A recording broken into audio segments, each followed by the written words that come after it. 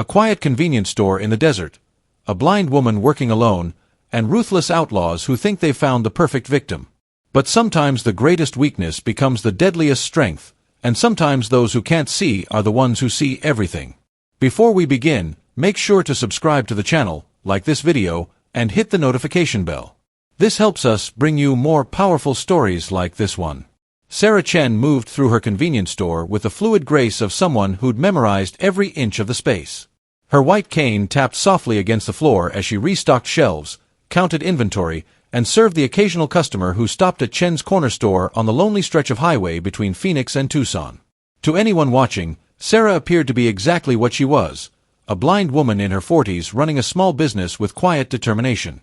Her movements were careful but confident, her voice warm and welcoming to customers, her demeanor that of someone who'd adapted well to life without sight. The store was her entire world, a modest space filled with snacks, drinks, basic supplies, and the kind of items travelers needed during long desert drives. Sarah knew the location of every product, could make change by touch, and had developed an uncanny ability to sense when customers entered even before the door chime sounded.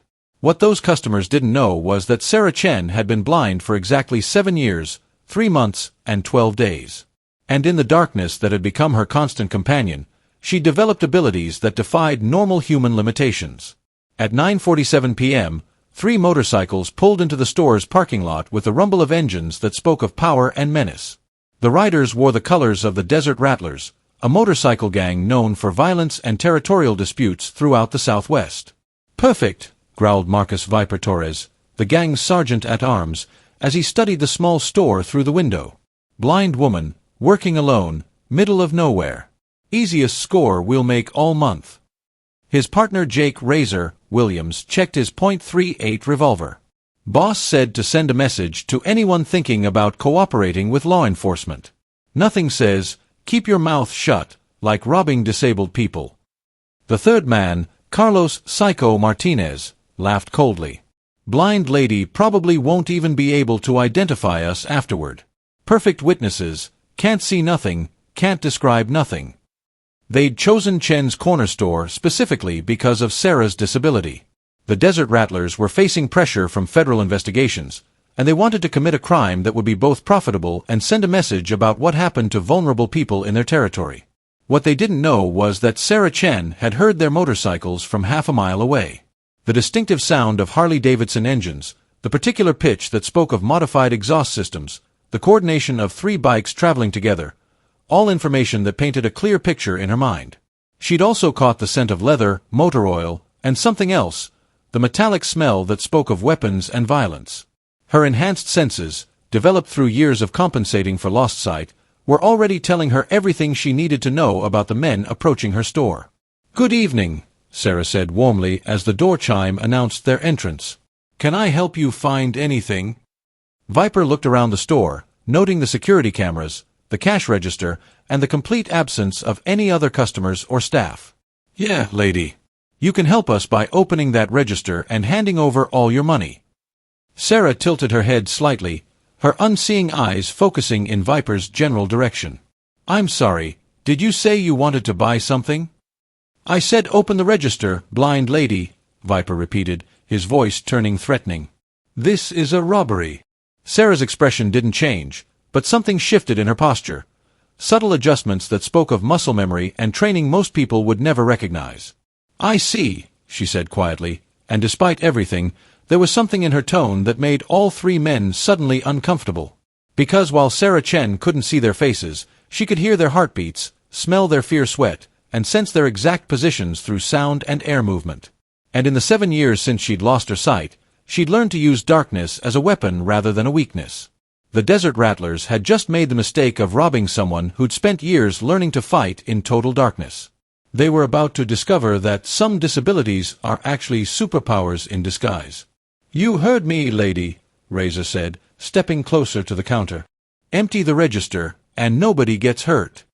Sarah's hands moved to the cash register, but instead of opening it, she quietly activated a silent alarm system that most people assumed was just a calculator. "Of course. Let me just... There's a special procedure for opening this register after hours." "Cut the crap," Psycho snarled, moving to block the front door. "We know you're stalling. But Sarah wasn't stalling. She was listening. 3 men, positioned in a triangle formation that they thought gave them tactical advantage. Viper directly in front of the counter, approximately 6 feet away, weight favoring his left leg. Razor to her right, near the snack aisle, nervous energy making him shift constantly. Psycho by the door, overconfident and relaxed. All 3 armed, but none of them expecting resistance from a blind woman. "I'm sorry this is taking so long," Sarah said, her voice maintaining the same helpful tone she used with regular customers. "The register sometimes sticks. Would you like me to show you where we keep the premium coffee while you wait?" "Lady, are you stupid?" Viper demanded. "This is a robbery. Stop acting like we're here to shop." Sarah tilted her head with what appeared to be confusion. "A robbery? But why would you rob my store? There are much better targets on the main highway." The 3 outlaws exchanged glances, wondering if the blind woman was having some kind of mental breakdown under stress. "Because you're blind," Razor explained with cruel satisfaction. "Easy target, can't identify us, perfect victim." "Oh," Sarah said quietly. "You chose me because you think being blind makes me helpless." "Don't think, lady."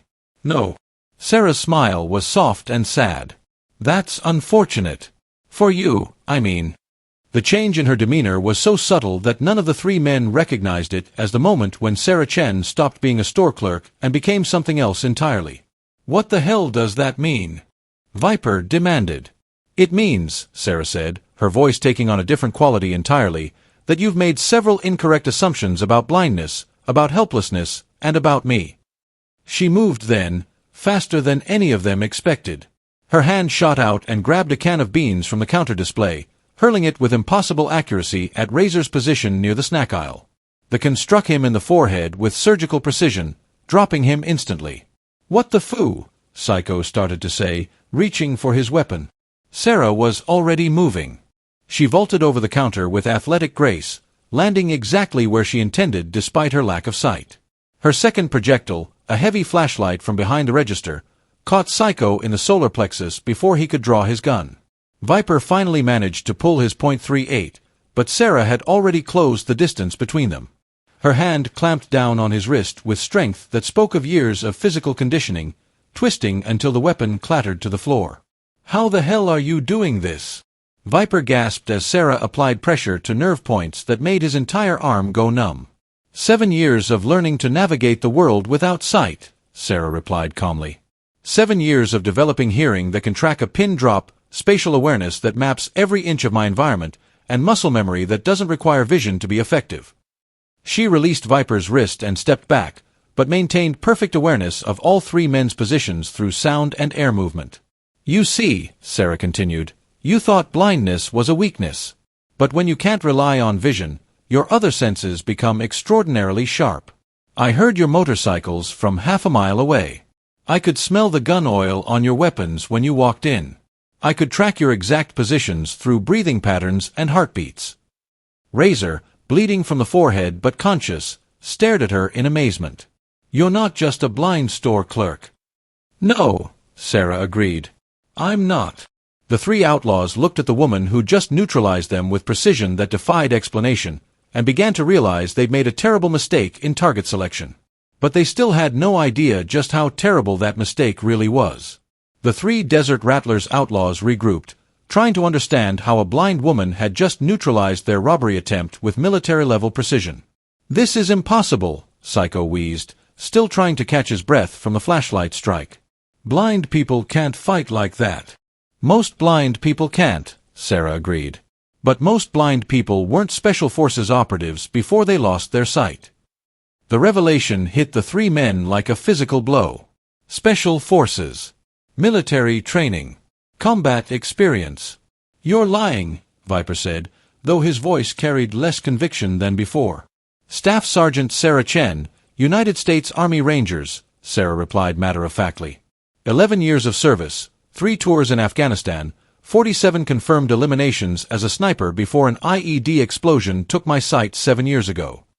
She moved through her store with fluid precision, never bumping into displays or counters, navigating by memory and enhanced senses that had been honed through years of adaptation. The funny thing about losing your sight in combat, Sarah continued, is that it forces you to develop other skills. Hearing that can distinguish between different types of weapons at 300 yards. Spatial awareness that can map building layouts through sound reflection. Hand-to-hand combat techniques that don't require vision. Razor wiped blood from his forehead, staring at Sarah with growing fear. You're a disabled veteran. I'm a veteran who happens to be blind, Sarah corrected. There's a difference.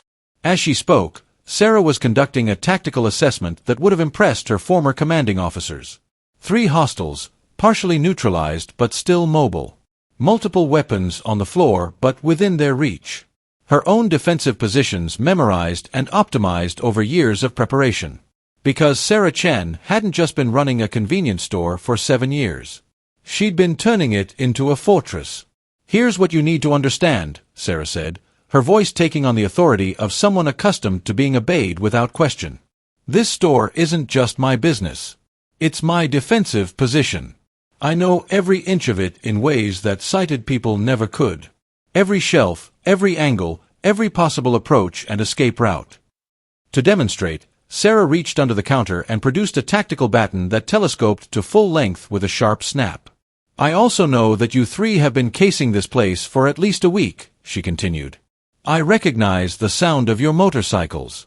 You've driven by 17 times in the past 10 days, always between 9 and 11 p.m., always when you thought I'd be alone and vulnerable. The outlaws exchanged nervous glances, realizing that their surveillance had been detected and analyzed. What you didn't know, Sarah said with a slight smile, is that this store is equipped with silent alarms, security cameras that upload to cloud storage in real time, and communication equipment that connects directly to federal law enforcement. Viper looked around the store with new eyes, noting details he'd missed before.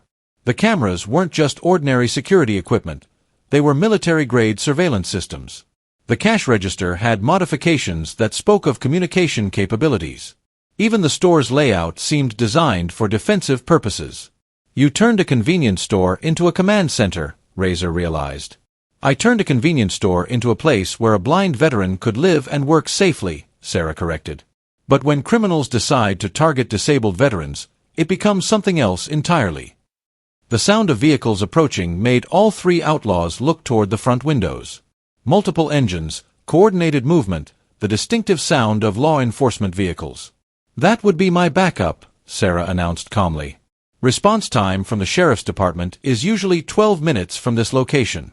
But response time from the federal task force that monitors threats against disabled veterans is considerably faster.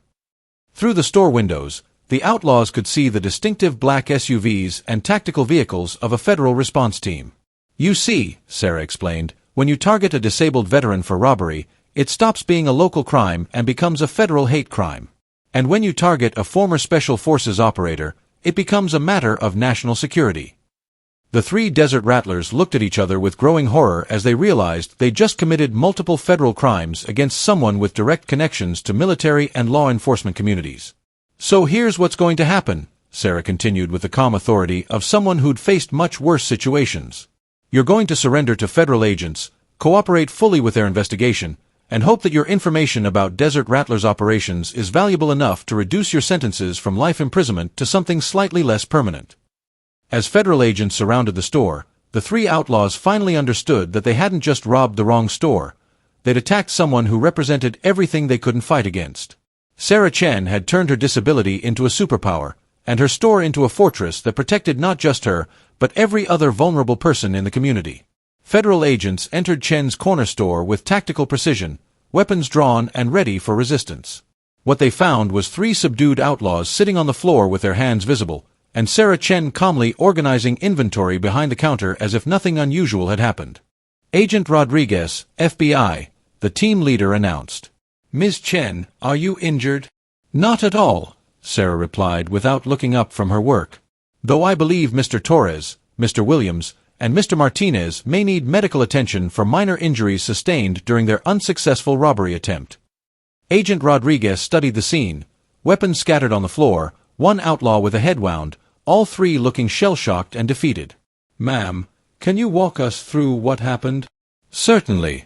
3 members of the Desert Rattlers motorcycle gang entered my store at approximately 9:47 p.m. with the intention of robbing me.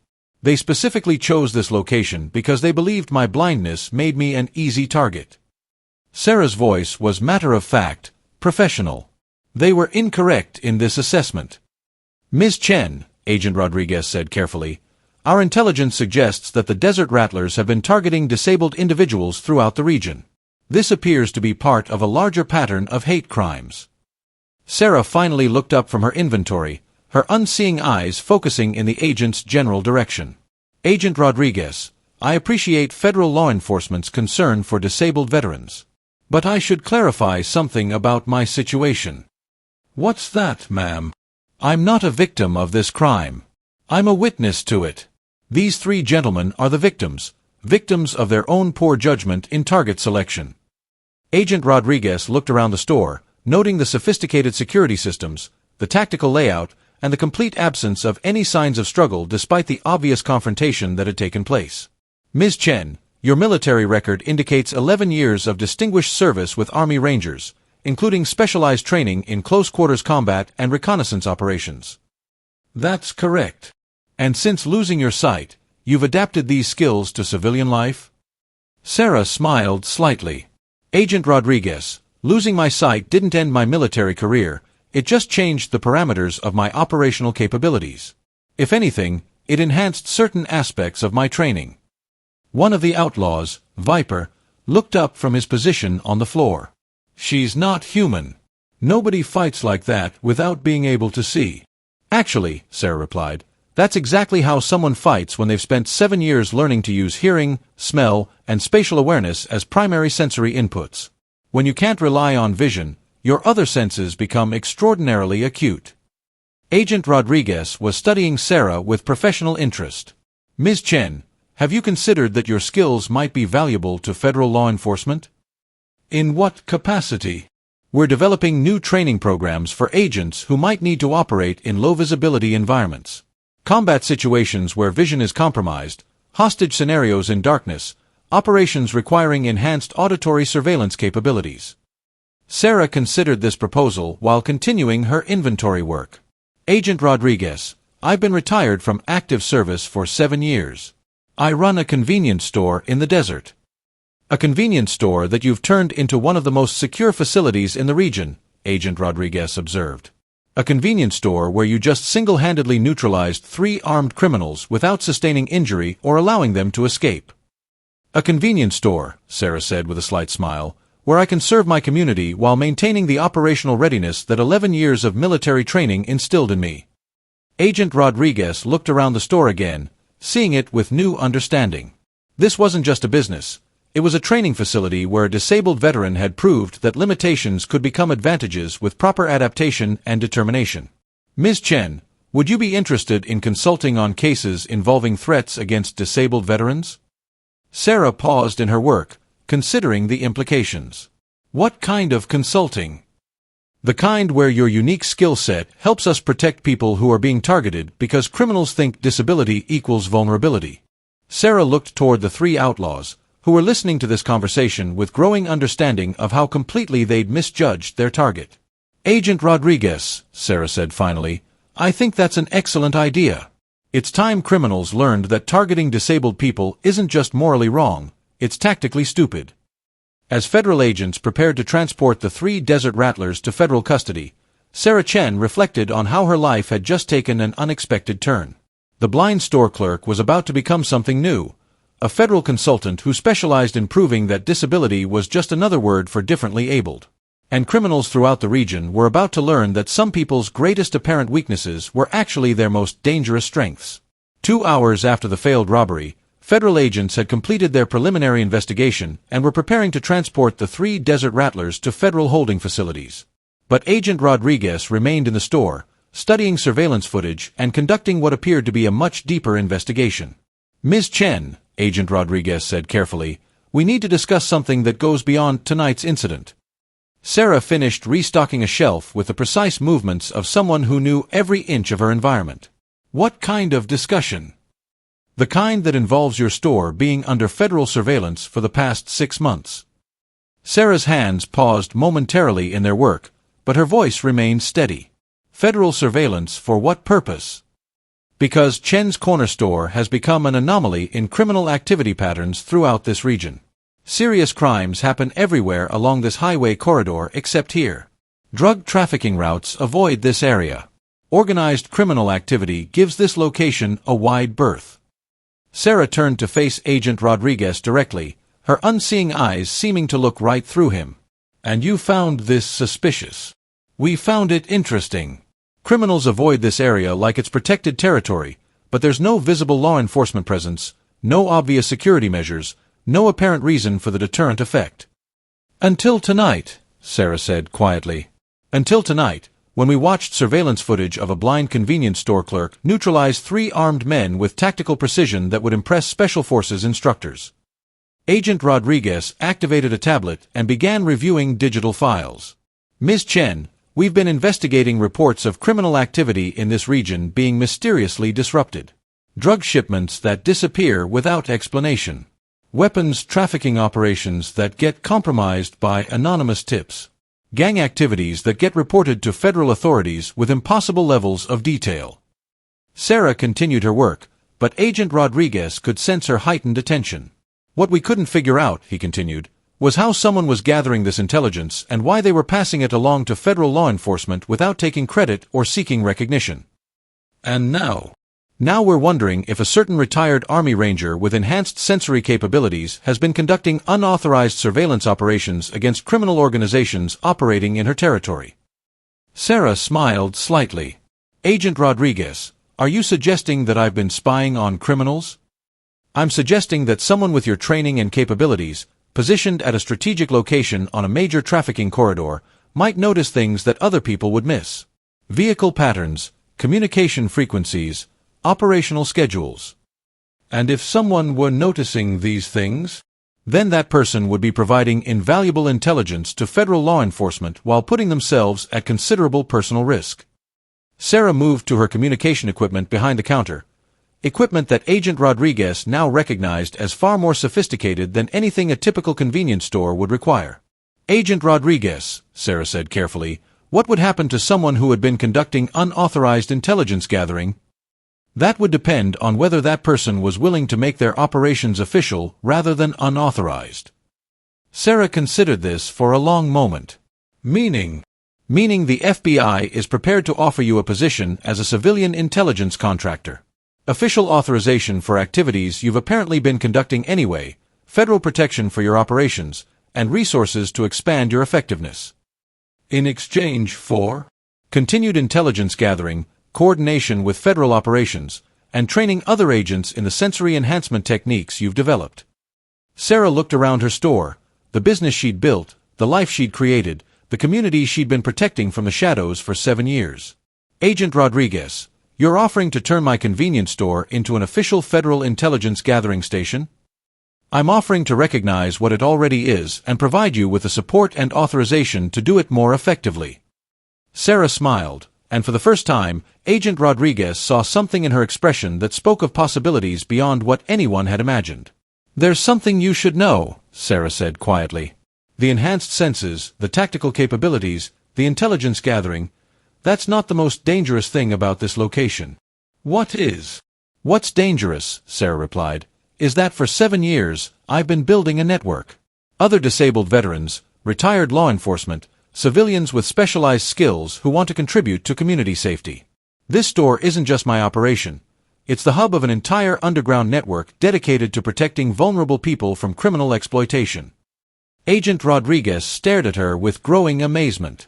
You've been running a civilian intelligence network?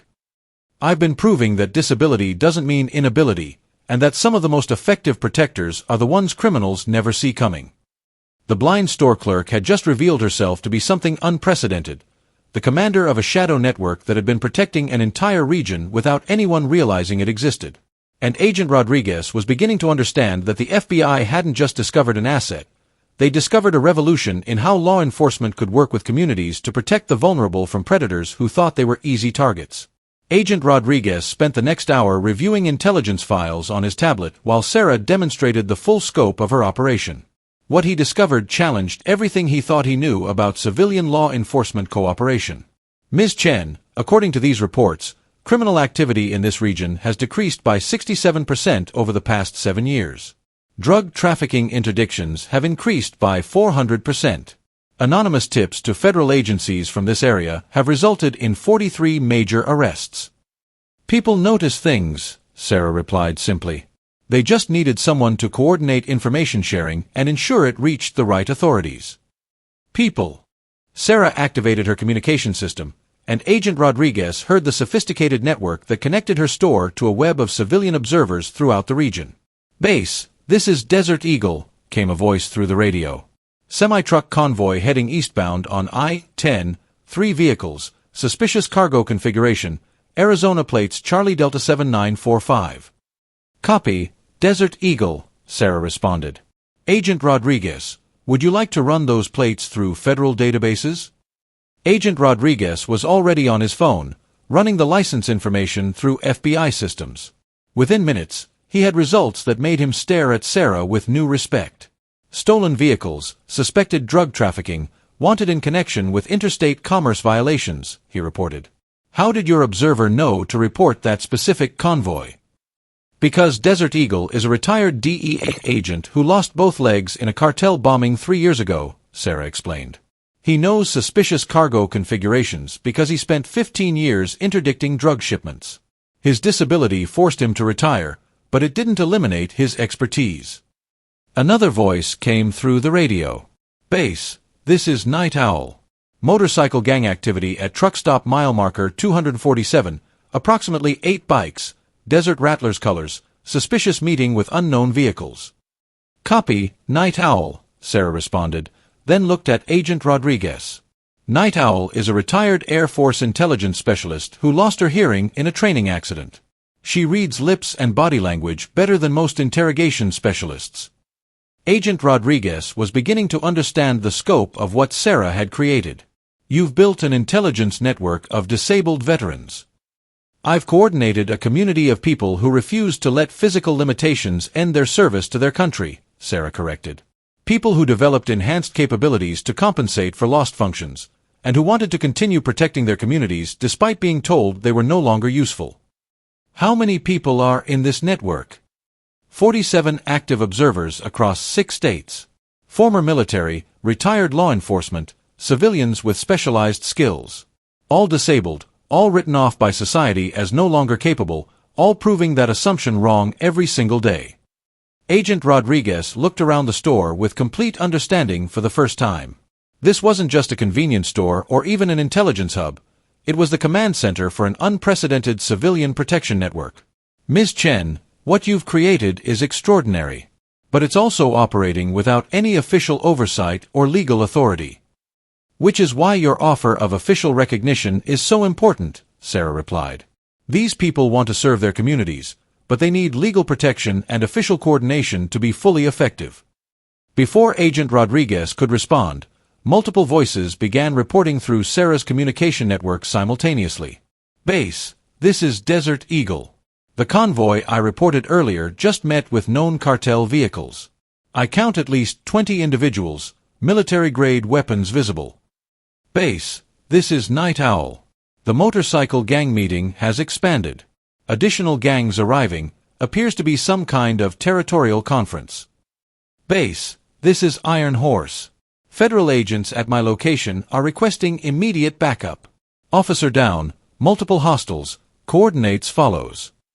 Sarah's expression became deadly serious as she coordinated responses to multiple simultaneous incidents.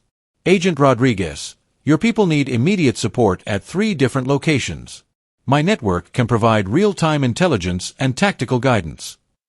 This is beyond local or even regional law enforcement capabilities, Agent Rodriguez realized. This is a major criminal operation happening across multiple jurisdictions. This is why the network exists, Sarah said simply. Criminals coordinate across boundaries and jurisdictions. Someone has to coordinate the response the same way. Agent Rodriguez was on his phone, calling for federal backup while Sarah's network provided intelligence that was proving crucial to officer safety and operational success. Ms. Chen, he said during a brief pause in communications, What you've built isn't just helpful to federal law enforcement. It's essential. Without your network, we'd be operating blind against organized criminal activity. Agent Rodriguez, Sarah replied with a slight smile, that's the point. Sometimes the people who've learned to operate without sight are the ones who see most clearly. As federal agents across the region responded to coordinated criminal activity with intelligence provided by Sarah's network of disabled veterans, Agent Rodriguez realized he was witnessing something unprecedented in law enforcement history. The blind store clerk had just revealed herself to be the commander of the most effective civilian intelligence network in the country. And she was about to prove that some disabilities were actually superpowers disguised as limitations. Over the next 6 hours, Sarah's network coordinated federal responses to what turned out to be the largest multi-gang criminal operation in Southwest history. The Desert Rattlers' attempted robbery of her store had been a small part of a much larger plan involving drug trafficking, weapon smuggling, and territorial disputes between rival organizations. Base, this is Desert Eagle, came the report at 3 a.m. Federal agents have secured the convoy, seized approximately 400 kilograms of fentanyl, automatic weapons, and financial records indicating monthly operations worth $50 million. Base, this is Night Owl, followed another report. Motorcycle gang conference has been disrupted. 17 arrests, seizure of gang communications equipment, intelligence indicating planned expansion into federal protected territories. Agent Rodriguez looked at Sarah with something approaching awe. In one night, your network has provided intelligence that's resulted in the largest drug seizure in regional history and the disruption of criminal organizations that we've been investigating for years. Agent Rodriguez, Sarah replied calmly, tonight wasn't unusual. This is what the network does every week. We just don't usually have federal coordination to act on all the intelligence simultaneously. You're telling me that disabled veterans have been single-handedly disrupting major criminal operations throughout the Southwest? I'm telling you that people who society considers no longer useful have been proving their continued value by protecting communities that law enforcement agencies didn't have resources to monitor effectively. At 5 a.m., Agent Rodriguez received a call from FBI headquarters that changed everything. Agent Rodriguez, came the voice of Deputy Director Sarah Walsh, the intelligence network you've discovered has just provided information that prevented a terrorist attack on federal facilities. We need immediate federal recognition and expansion of their operations. Ma'am, how is that possible? Because one of their observers identified vehicle movement patterns consistent with surveillance of federal buildings. Their reports allowed us to intercept explosives and arrest domestic terrorists who were planning to target federal courthouses in 3 states. Sarah listened to this conversation while coordinating continued network operations, her expression showing no surprise at the revelation. Ms. Chen, Agent Rodriguez said after ending the call, did you know about the terrorist threat? Iron Horse reported suspicious activity around federal buildings 3 days ago, Sarah replied matter-of-factly. I passed the information along through normal channels, but federal response times for civilian reports are typically 72 hours. So you continued monitoring the situation? We continued protecting our communities. Federal facilities are part of our communities. Agent Rodriguez realized that Sarah's network hadn't just been disrupting local criminal activity. They'd been providing national security intelligence that official agencies had been too slow to act upon. At 7 a.m., federal officials arrived at Chen's corner store with authorization papers, equipment upgrades, and a proposal that would change everything. Ms. Chen, Director Walsh said as she entered the store, the President has authorized immediate federal recognition of your civilian intelligence network. Congratulations. You're now the official coordinator of the Southwest Civilian Protection Initiative. What does that mean? It means your network receives federal funding, legal authority, advanced equipment, and coordination with all federal law enforcement agencies. It also means expansion to other regions and training programs for disabled veterans who want to serve their communities. Sarah smiled for the first time since the robbery attempt had begun. Director Walsh, my people don't need recognition or thanks. They need the tools and authority to continue protecting vulnerable community members from criminal exploitation. They'll have everything they need, Walsh assured her. But Ms. Chen, what they've accomplished is extraordinary. A network of people that society considered disabled has just proved to be more effective than entire federal agencies at protecting communities and preventing major crimes. Director, Sarah said quietly, we're not disabled. We're differently enabled. There's a significant difference. 6 months later, the Southwest Civilian Protection Initiative had expanded to 12 states and prevented hundreds of major crimes. Sarah Chen's convenience store had become the model for community-based intelligence operations, and disabled veterans across the country had found new ways to serve their communities. The woman who'd been robbed because criminals thought blindness made her vulnerable had created a revolution in law enforcement cooperation. And every criminal organization in the country now understood that targeting disabled people wasn't just morally wrong, it was tactically suicidal. Sarah still ran her store, still served customers with warmth and efficiency, still appeared to be nothing more than a blind woman who'd adapted well to her circumstances. But now everyone knew that appearances could be deceiving, and that some of the most dangerous protectors were the ones you never saw coming. 2 years later, Agent Rodriguez stood before a congressional subcommittee explaining how a blind convenience store clerk had revolutionized federal law enforcement's approach to community protection. The Southwest Civilian Protection Initiative, created by Sarah Chen, now operates in 23 states with over 400 active participants, he testified. Criminal activity in regions covered by the network has decreased by an average of 71%, while federal case closure rates have increased by 68%. Agent Rodriguez, the committee chairman asked, can you explain how disabled civilians became more effective than trained federal agents at preventing crime? It's not that they're more effective than federal agents, Rodriguez replied. It's that they're differently effective. When you lose one sense, others become extraordinarily acute. When society tells you you're no longer useful, you become highly motivated to prove otherwise. When criminals target you because they think you're vulnerable, you become very good at turning perceived weakness into tactical advantage. What Agent Rodriguez didn't tell Congress was that Sarah Chen had become something of a legend in law enforcement circles. The blind woman who'd stopped a robbery with her bare hands had inspired disabled veterans across the country to find new ways to serve their communities. The Chen model, as it was now called, had been implemented internationally. Disabled veterans in 12 countries were using enhanced sensory capabilities to protect their communities from criminal exploitation. Sarah herself had been offered positions with the FBI, CIA, and Department of Homeland Security. She'd turned them all down, preferring to continue running her store and coordinating her network from the place where it all began. Chen's corner store is still just a convenience store, Sarah told a reporter who'd come to write about her success. I still stock chips and soda, sell gas to travelers, and help people who need directions. The difference is that now everyone knows this community is protected. What the reporter didn't understand was that Sarah's greatest achievement wasn't the intelligence network or the crime prevention statistics. It was proving that disability was just another word for differently abled, and that society's most vulnerable people were often its most effective protectors. The store security cameras now caught something remarkable on a daily basis. Criminals would drive up, see Sarah working behind the counter, and drive away without even attempting to enter. Word had spread throughout the criminal community that Chen's corner store was protected by someone who couldn't see you coming but could stop you anyway. Ms. Chen, the reporter asked, what would you say to other disabled veterans who feel like society has written them off? Sarah smiled while counting change for a customer, her fingers moving with the precision that had once amazed 3 would-be robbers. I'd tell them that losing something doesn't mean you've lost everything, Sarah replied.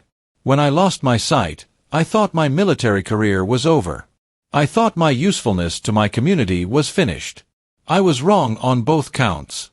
She gestured around her store, which now looked like any other convenience store except for the sophisticated communication equipment and the constant stream of federal agents who stopped by for intelligence briefings.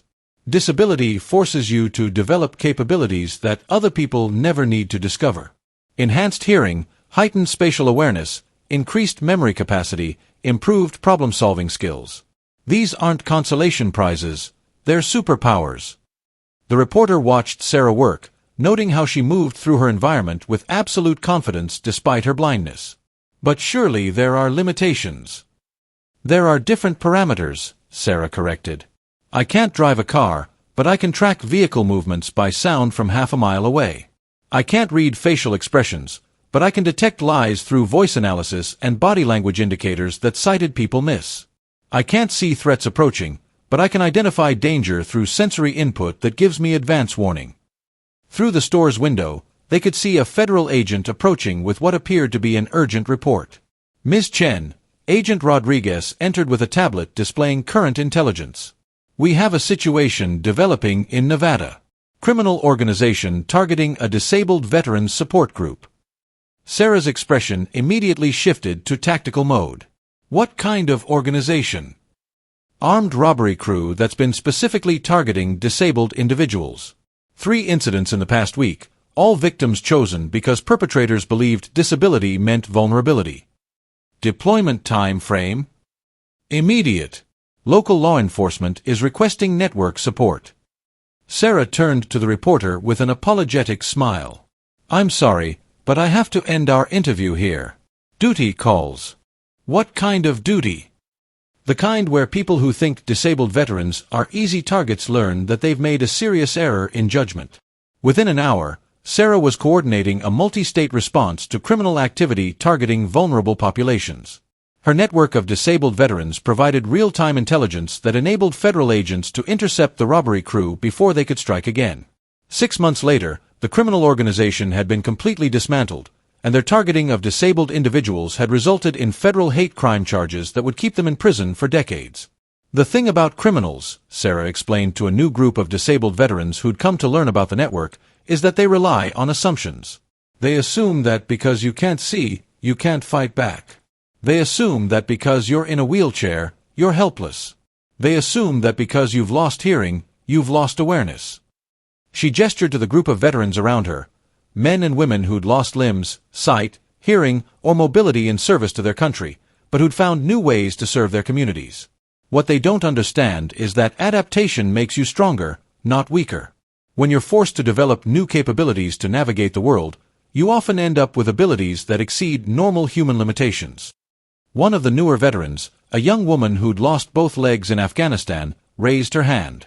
Ms. Chen, how do we convince society that we're still valuable? Sarah's smile was warm but fierce. We don't convince them with words. We convince them with results. We show them that the people they've written off are actually the ones they need most.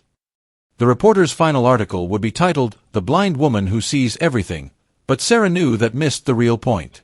It wasn't about her exceptional abilities or her network's success statistics.